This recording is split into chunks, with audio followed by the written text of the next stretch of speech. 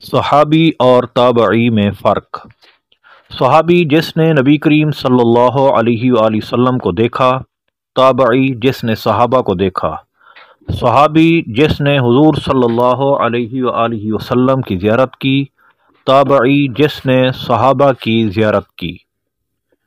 صحابی جس نے حضور صلی اللہ علیہ وآلہ وسلم سے اذان سنی، تابعی جس نے صحابی سے اذان سنی۔